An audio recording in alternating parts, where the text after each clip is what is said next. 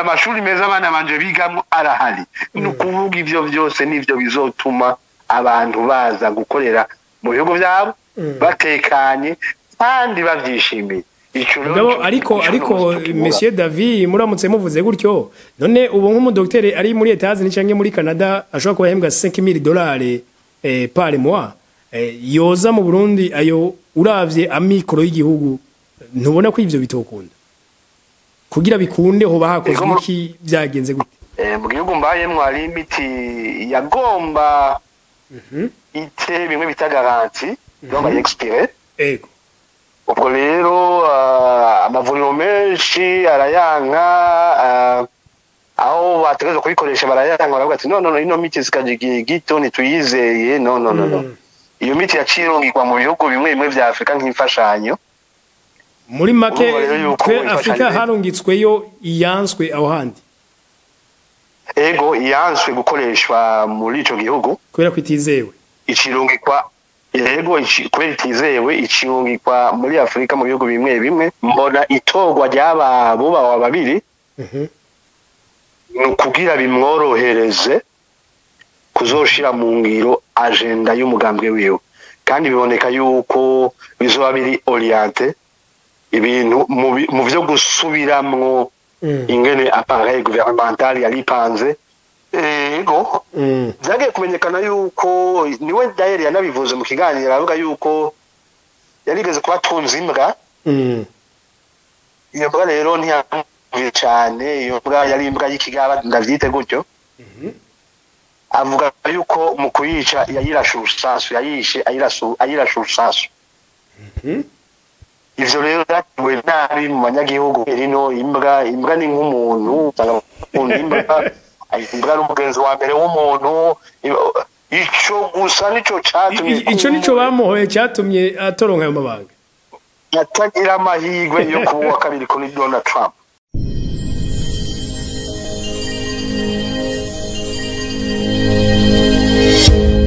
Okay, yes. Tubaramutse tubifuriza amahoro y'Imana n'abantu. Maze hiyongereka amagara meza n'amafaranga ni wo mdishanyuma niwe tuje kubana muri no mwanya kugira ngo twongere tuyage. Turi mu bihe hakivugwa n'ubundi insinzi ya President Donald Trump nubwo atararahira, nibaza ko ntihenza azorahira itariki 20 z'ukwezi kwa mbere kugira ngo habwe amabanga y'ukurongora leta zunze ubumwe za Amerika. Ariko hari ibintu biriko biravugwa kuba Elon Musk umugwiza tunga wa mbere ku isi uno munsi yitere tubayiko afise donc dufise umugwiza tunga wa mbere sumvye abandi aho yafashije Donald Trump kwiyamamaza aterereye ama miliyoni menshi y'amadolari. None ikintu gitangaje umuntu atigeze aba muri politique uyu munsi yashinzwe amabanga yo kuba umushikiranganje naho nyina dasanzwe. Nivyo tugiye kuyaga na Monsieur David niyo saba ubushize twari kumwe akaba asanzwe ari umuhinga mu bijanye na politique. Monsieur David tubaramutse cyane. Ndabaramukije mwoba wa mumenyesha makuru, ndaramukije n'abariko baratwumviriza bose. Nongera ndamutsa kandi nshimira abashoboye gukurikirana ikiganiro twakoze ubushize. Ego ndanashimira cyane abashoboye gutanga amakomantere yabo. Narabonye amakomantere menshi meza agishima. Okay. Ego nizere yuko niki kiza kugenda neza kandi nkuko namwe ndabivuga kiza kugira ico kidusigiye mu vyigwa bijanye n'ibiriko biraba uno munsi muri iki gihugu cy'igihangange ca leta zunze ubumwe za Amerika. Murakoze. Ego Monsieur David mwebwe musanzwe mwarize ibi vyigwa nyirango no kwitangira nka science politique aho mutahura ibijanye na n'intwaro habizi imigabane canke z'ibihugu. Uyu munsi muri leta zunze ubumwe za Amerika kuba Donald Trump yagenye Elon Musk umudandaza umuscientiste nkuko umushikiranganje bijya bivuze iki kuri wewe? Urakoze cyane, ico n'ikibazo ciza kandi novuga ati je wari bayijyambere mw'isi ibintu nk'ibi bishitse. Tumenyereye yuko muri politike cyane abantu baba bari mu bindi bisata by'ubuzima bw'igihugu nk'uwo waje kuvuga Elon Musk ni umuntu ari muri science ni umuntu ari muri business na Tesla azwi cyane ku isi ni umuntu wa mbere nk'uko bivuze atunze cyane ku isi barashobora gufasha mu bikorwa byo gushigikira kampanye y'abakandida n'ibindi bijanye n'uburyo bwo kubafasha ariko kubona umuntu nk'uwo agiye mu nzego ntibirari bisanzwe icyo rero bivuze ikindi nokongera ko nuko iyi département bise ngo département de l'efficacité gouvernementale si urwego rwari ruhasanzwe ni urwego rushasha ruzanywe na Donald Trump umwubahwa aherutse kwizerwa n'abanyamerika gato imbere y'uburyo yuko bidusiguriraga Monsieur David ico kintu ku isi hari ahandi hantu cyari gisanzwe kibaho iki kintu ku isi nta handi hantu ndakizi gisanzwe kihari coba kwicitwa ukundi kuntu dufatiye nko mu Burundi turafise urwego rujejwe intwaro nziza n'ibintu bene ivyo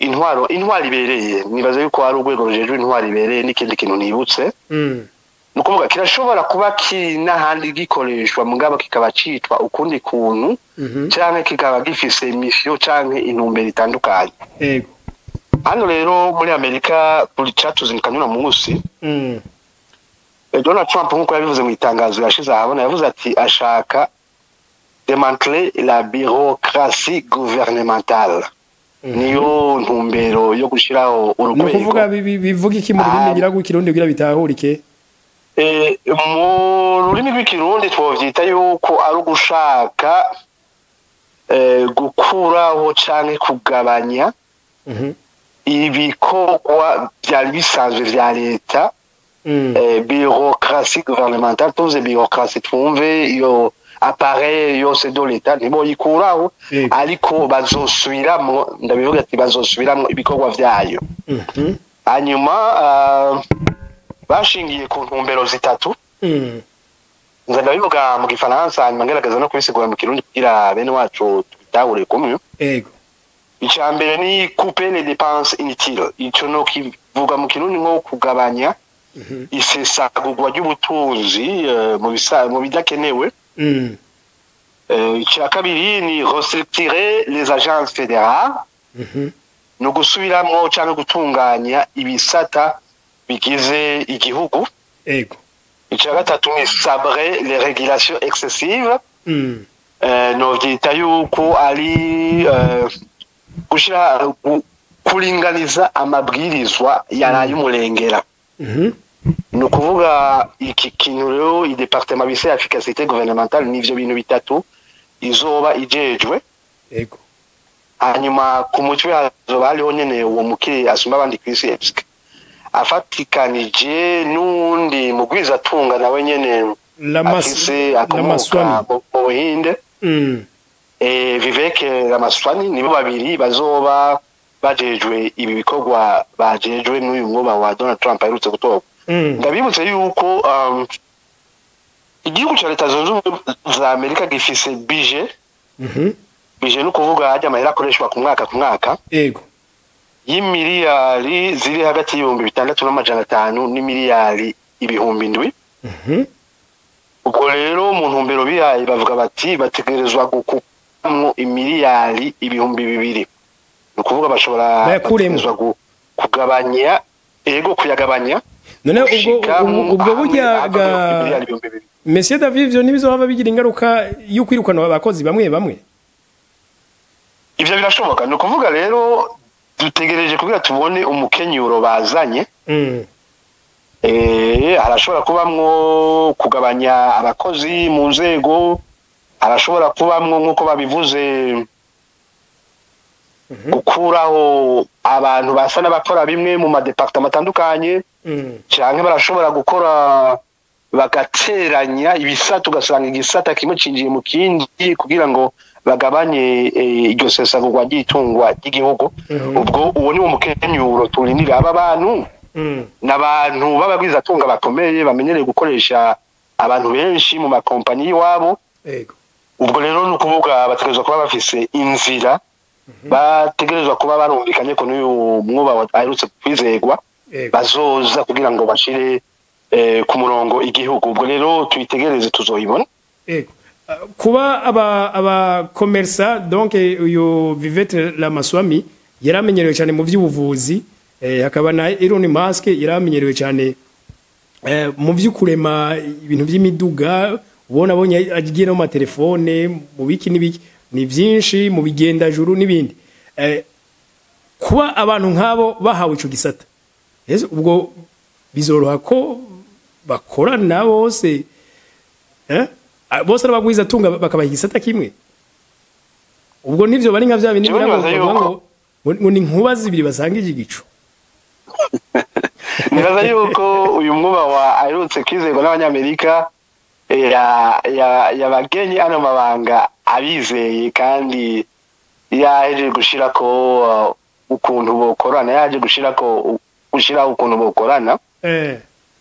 Hanyuma twibuka yuko naho baba basanzwe ari abantu bakora ivyabo abagwiza tunga, aha bazoba baje gukora ivy'igihugu, ni ukuvuga bazogendera kuri iyi mirongo, kuri iyi manda leta ya Donald Trump izoba yabahaye. Ubwo rero nizere yuko hari ukuntu bazokorana neza mu ntumbero imwe yo gushikana igihugu kwihangiro rya Donald Trump nk'uwatowe n'umugambwe wiwe w'abarepublika. Hanyuma ikindi ni ukongera ko nuko uretse kuba aba bagabo ari abagwiza tunga bari mu vy'urudandazwa, wibuke yuko bari hafi ya Donald Trump, ni ukuvuga bamubaye hafi mu gihe ca kampanye, baramushigikira. Na Elon Musk wenyene yarashizemwo imiliyoni zirenga 100 muri kampanye yo kwa Donald Trump, miliyoni zirenga 100 z'amadolari. Hanyuma ndakwibutsa yuko Donald Trump amaze gutangazwa yuko yatowe, ku masoko y'imigabane muri Amerika byaciye biduga cyane, ku buryo muri Tesla ntuze ya uyu Elon Musk ujya munsi umwe inyuma yaciye yunguka imiliyari z'ababa 200 z'amadolari muri kompani ya Tesla. Bisigura yuko nkuko twagiye tubibona mu binyamakuru bitandukanye, bavuga yuko ari we wa mbere yungukiye mu itorwa rya Donald Trump. Ibi rero nibi byo kuba agenywe muri uru rwego rukomeye ruzoruhagarariye ico no kwita izindi nzego zose, tuvyite yuko ari ukuvyungukiramwo. Ariko urumva yuko avyungukiyemwo hari ico nawe yashizemwo, kandi n'umuntu wa hafi cyane wa Perezida mushasha. Kandi biboneka yuko uravye aya magenwa biraduha ni picha canke isanamu y'ingene iyi leta ya Donald Trump izoba igiye gushira ibintu mu ngiro. Biboneka yuko igiye gushira kumwe yabivuga ati make America great again, gushira Amerika imbere n'ibijanye n'ubutunzi cyane cyane. Kandi nibaza yuko bizofasha, bigafasha guhera ku munyagihugu muto muto, guhera ku munyagihugu asanzwe afise akorera amahera asanzwe yo kumutunga kuva kujya mbere y'ukwezi gushika ku ya nyuma. Nibaza yuko bizogira akamaro kanini muri iyo ntumbero. Murakoze. Hari inkuru zagumye zivugwa ku nkutangurukana bumenyi bavuga yuko kuba n'uyo mwubahwa nuze Vivette Ramaswamy kuba yizewe n'abasanzwe ari mu by'ubuvuzi, ngo bishoboka ko n'abanyafrika bazohungukira bitewe nuko kumuri ico gisata naco nyene c'ubuvuzi muri Etats-Unis cyari cyo guhingura imiti kizoshigwamwo akandi kabijya karenza kahahora. Hari n'abagiye barakritika bavuga bati muri Afrika abantu bariko baravyibuha ku rugero ruteye ubwoba, ati ivyo rero burya imiti myinshi yabigira mu ruhara, ati ko muri bizoba karyo keza kugira ngo atangwe imiti myiza itagira ingaruka ngira nyinshi ku bantu. Sinzi ko hari ico bivuga. Urakoze cyane kuri ico kibazo. Jewe nkuko nabivuze kuva mbere, jewe nemera yuko abanyafrika ari twebwe dutegerezwa utangura kwimenya tukamenya icyo dukeneye tukamenya n'ikidufitiye akamaro mu mibereho yacu ya buri munsi. Hanyuma nkemera yuko tutategerezwa kuzera ko abandi bazoza bavuye hanze aribo bazodukiza. Twebwe urukiza ni twebwe nyine abanyafrika, kubera Imana yaraduhaye ibikenewe byose kugira ngo tube bihangange kugira dukire. Ubwo rero ni twebwe kubikoresha neza kugira ngo bishike. Kuvuga uyu ari mu vy'imiti, yego mu vy'imiti ni gisata gikomeye, kandi urazi yuko abantu twese dukenera imiti mu mwanya tuba dukitswe n'amagara.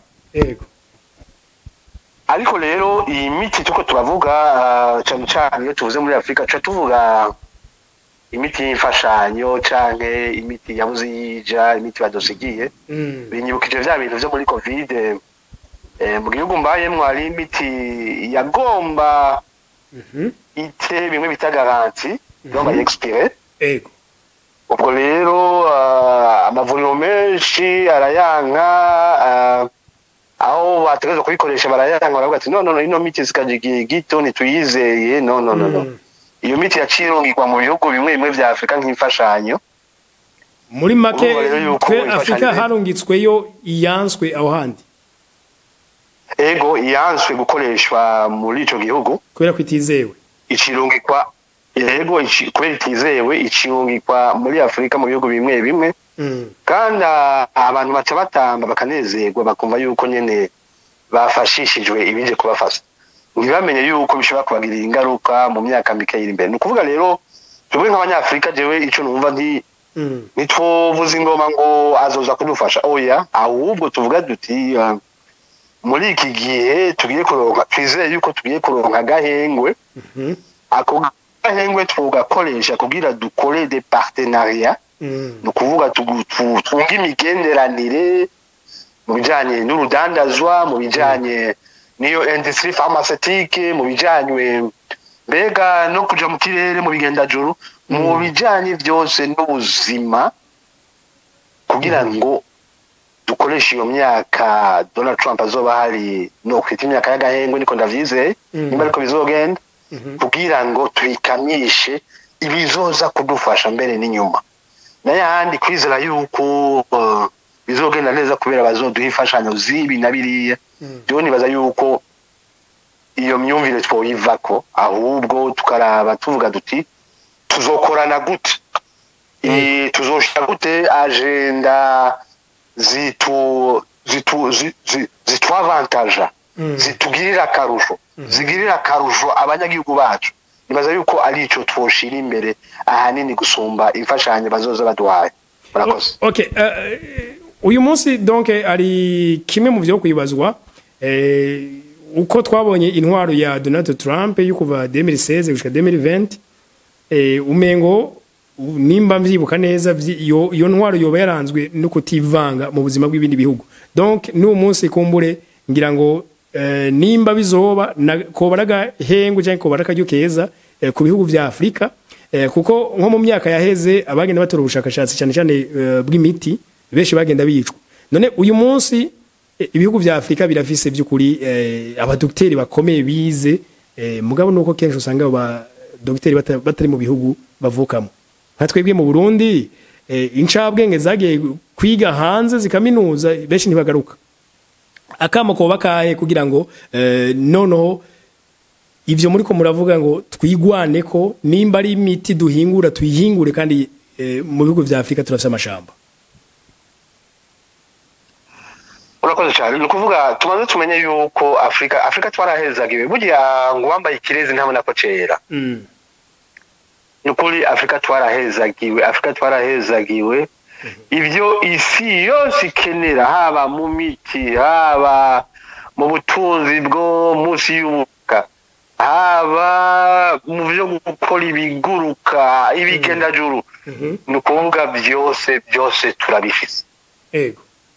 Ico tubuze nukuvuga tubuze abantu cyane cyane mu ndongozi no mu bashoboye gusoma amashuri ahanitse gose, kugira ngo batubere itara, batubere urumuri hanyuma baduserukire baturongore ibi bintu Imana yaduhezagije tubikoreshe neza ni ukuvuga ico nico tubuze urabike ukoze ko uravuze ati abantu baraje kwiga hanze bakaminuza ariko nta numwe ataha yego twibaze ni kubera iki badataha ni kubera ko iyo batashe imishahara bahembwa si myiza amakondisiyo bakorera ngo si meza ibikoresho bakoresha si byiza ni ukuvuga tuca tugaruka muri cya kiganiro c'ubushize nta bintu do baze twategerezwa kuba dufise kugira ngo uwo ari we wese ahari yiyumve ko ari mu gihugu hanyuma ashobore gushira mwakiwe kugira ngo tuzamure igihugu tuduze iterambere ry'igihugu ivyo nivyo biguma n'ubundi bituma dusubira inyuma umunsi rero ivyo byashitse aba bose tuko turavuga uno munsi bari hanze nta nuzo basaba gutaha bonyene nibo bazokwizana kubera bazobona ati harageze yuko nza gukorera igihugu canje ubu byose ivyo nari nkeneye biri hajya ibikoresho birahari amakondisiyo meza y'akazi arahari umushahara mwiza urahari amashuri meza abana banje bigamo arahari ni ukuvuga ivyo byose nivyo bizotuma abantu baza gukorera mu bihugu byabo batekanye kandi bavyishimiye ariko Monsieur David muramutse muvuze gutyo none ubu nk'umudokiteri ari muri Etats-Unis canke muri Canada ashobora kuba yahembwa $5,000 par mois yoza mu Burundi ayo uravye amikoro y'igihugu ntubona ko ivyo bitokunda kugira bikunde ho bahakoze iki byagenze gute muri uno mwanya turiko turavugana nivyo ukunda birumvikana yuko umudokiteri wonga ahembwa menshi kuruta ayo umudokiteri w'i Burundi ahembwa hanyuma agakorera no mu makondisiyo meza kuruta ayo umudokiteri w'i Burundi aho rero ko gwike Uburundi burafise ivyiza vyabwo dufatire muri rusange Afrika irafise ivyiza vyayo ni ukuvuga iwacu umudokiteri wonga nawe nyene azo amara amezi 6 ari muri hiver ari mu mbeho ya gukuramwo 40 n'ibindi urumva yuko ayo mezi 6 ayamara ataryohewe ni ukuvuga iyo umuguma muri mu bihe vyiza igihe cyose umwaka wose niyo nkako n'akavantage kamwe no kubwira muri avantage ibigo byacu bifise ni ukuvuga rero igice kibuba hacahabura ako kantu koza kongereza kugira ubuzima bwabo bugende neza ndaguhe nk'akarorero ubu nitwatangura kwimbura ya ntuze duherutse gutora mu Kirundo amadolari akisuka umuba wa nyene icubahiro umukuru w'igihugu agaca aduza imishahara dufate y'abaganga bose bo ku rwego rwa docteur agaca aduza imishahara y'abakozi ba leta ku nzego zose abarimu n'abandi ugaca usanga dufate umushahara w'umudocteur na karori niko natanga ugeze nko ku madolari ibihumbi dufate nka 5 ubwo urazi hiyo amazara azimbutse ubuzima burazimbutse kubera umudokiteri abafise inyuma y'urugo cyangwa bashobora kugira inyuma y'urugo n'ibindi bizanana ndakubwiye yuko ku bantu benshi iyo difference y'ibihumbi 2 iyo yiheba akaza kwibera hiyo ahaba iminsi 65 mu mwaka hasa neza akazuba kaka ni ukuvuga atari oblige kuguma mu nzu amezi 6 asohoka bigoranye hanyuma akabazi yuko ajya ibintu byose bio bimeze neza hanyuma akaba afise abakozi mu nzu n'ibindi ayo ni ama avantage nariko ndakubwira benshi iyo difference y'amahera boyeba bakasubira muhira kuvura bene wabo imiryango yabo nukuvuga ugasanga baratekaniwe neza nuko n'ibintu bene ivyo rero jewe ndizera yuko tuzohashika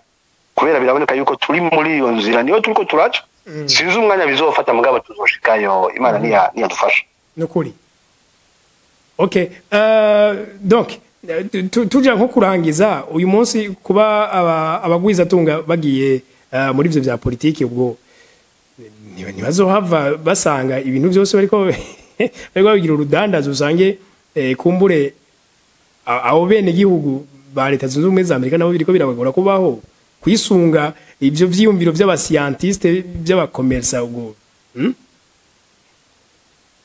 Leka ngaruke mu kiganiro ndakubwira ikintu kimwe, ni ukuvuga umwuga waherutse gutorwa afise inguvu nyinshi akuye, ni ukuvuga ubu muco bita kongere, ni ukuvuga Sena na Chambre des représentants niwe majoritaire. Okay. Bisigura biti afise amajwi me afise abantu benshi muri izo chambre zibiri gusumbya abademokrate n'abaindependant bakeyi usanga barimo. Ni ukuvuga ndaguhaye nk'akarorero muri Chambre des représentants.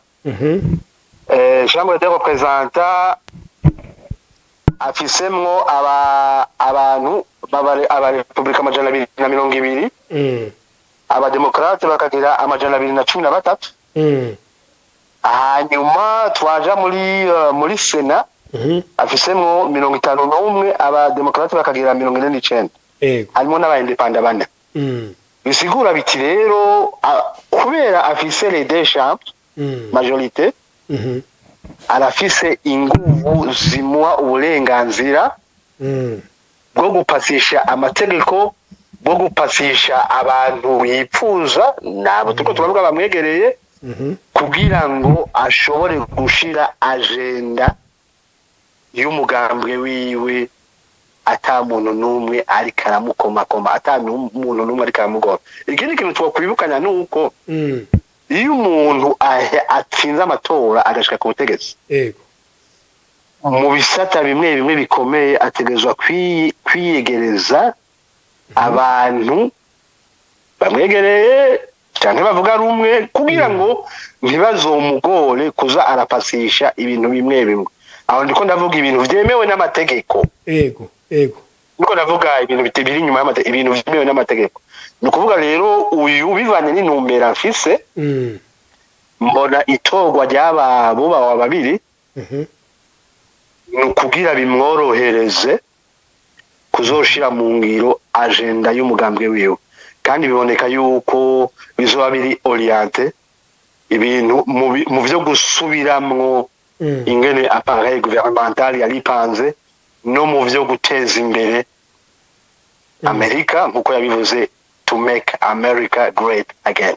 Okay. Twebwe nk'igihugu cy'u Burundi cange nk'ibihugu vya Afrika, ivyo twovyigira gwiki? Aha biragoye kubera tuba tugiye kugereranya Amerika igihugu cy'igihangange ku isi n'u Burundi igihugu kikiri mu nzira y'amajambere. Gusa twebwe ico twovyigira ko nuko ni muri ya nzira nyene ya demokrasi. Ni muri ya nzira ya demokrasi nabana bivuga ni nk'umwana avuka agaca mu bihe bitandukanye hanyuma agakura. Twebwe rero turacari hasi cyane ugereranyije na Leta Zunze Ubumwe za Amerika. Gusa kuri uno mwanya ico twokwigiramwe nuko cyambere fo kubaha ibivuye mu ishaka ry'abanyagihugu nukuva mu matora. Niko vyaraye bigenze, ni ukuvuga uno munsi nejo mbere yaheze umwuba wa Trump yarabonanye na Joe Biden, bakagirana ibiganiro vyiza, kumbure baganira ingene bisikanya n'ibindi mu mahoro n'umutekano. Nariko ndanabikurikirana ahubwo mu uno munsi tuvugana uravyumva, uno munsi tuvugana abanyagihugu bose, abarepublika, abademokrate bose barasubiye ku mirimo ukuri kwamwe. Ntawe ujya ugwara uwundi, ntawe urabikijishura. Ivyo vyose ni ibintu dutegerezwa kwigeramo muri bijanye n'amatora na demokrasi. Ikindi kintu nuko hariho kubahana. Nk'ubu turiko turagenda twegereza mu matora, abanyamigambwe twese twategerezwa kubahana, tugashira inyungu z'igihugu imbere. Ni ukuvuga dushize inyungu z'igihugu imbere gusumbya iz'imigambwe tuvamo, tuzoba twubahanye kandi tuzoba dukundanye, kubera jewe ninatsindwa wewe nzokubona nk'umuntu nzokubona muri image yanje mu ishusho yanje